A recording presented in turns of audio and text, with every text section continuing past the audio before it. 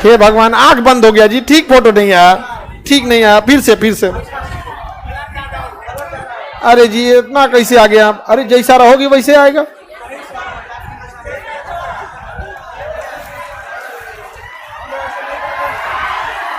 हमारे पास एक मतलब फोटो खींचने था, तो कोई थी लेखिका, तो कही सर मेरा तो ठीक है, आपका फोटो ठीक नहीं आया सर, थोड़ा सा ऐसे।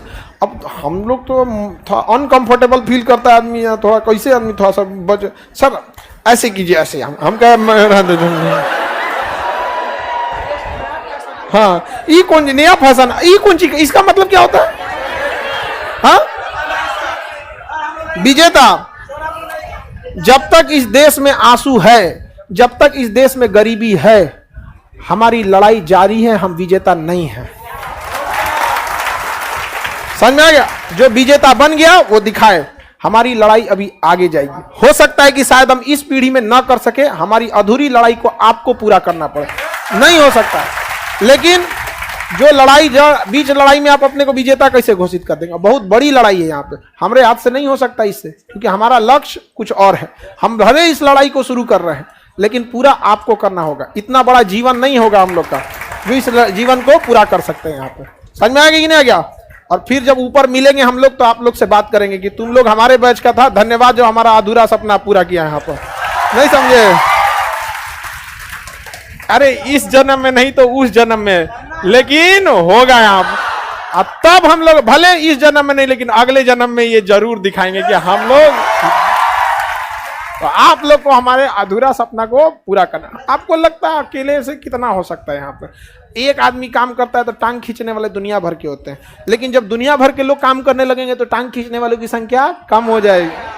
नहीं समझे? खाली बैठे हैं लोग इसलिए ना, कोई दिक्कत?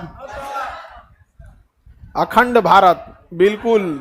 देखो अखंड भारत तो हमारे समय में बनेगा, लेकिन उस अखंड भारत में हर व्यक्ति खुशहाल रहे। समझ आ गया कि नहीं आ गया? यहाँ पर उस टाइप का, इतनी ज्यादा गरीबी, दुर्दशा, गरीबी इतना खराब चीज है ना, सबसे पहले रिश्तेदार छोड़ के भागता है सबसे पहले आपका। अब ताना मारने सबसे पहले वही आएगा। आप सारा लड़का लड़की को, ज्यादा रिश्तेदार में हल्ला मत कीजिएगा कि पटना पढ़ने आए हैं। समझ में आ गया कि नहीं आएगा? आप बिलीव नहीं कीजिएगा, हमने किसी को नहीं बताया था कि हम पढ़ा रहे हैं, और 5 साल से पढ़ा रहे थे, और पटना का सबसे बड़ा बैच मेरा था। उस समय भी इतनी भीड़ थी, इससे पहले भी पटना में, लॉकडाउन से पहले भी। लॉकडाउन लग गया, हम यूट्यूब पे आ गए, तब लोग जान गए, वरना हम बतेबे नहीं किए रहते। समझ में आ गया कि नहीं आ गया?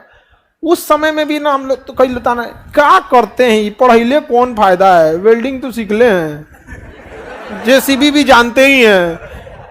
अरे यार तो कह रहे जेसीबी भी जानते हैं, वेल्डिंग भी जानते हैं, चल जाए विदेश।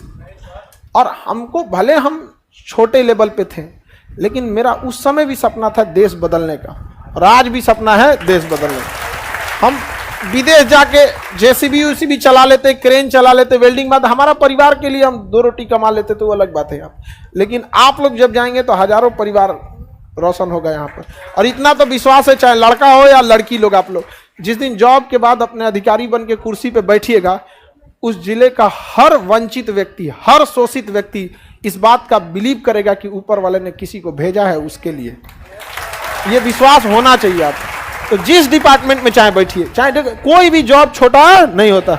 एक हवाई जहाज में लाखों इंस्ट्रूमेंट लगते हैं, तो जितना वैल्यू नट बोल्ट का है उतना वैल्यू विंग्स का है ना। तो एक खोल के देख लो यहाँ पे, चाहे जिस जगह पे भी रहिए वहां पे आप एकदम बेहतरीन ढंग से काम करिए, चाहे नीचे से लेके ऊपर तक में। यहाँ समझ में आया कि नहीं आ गया आप?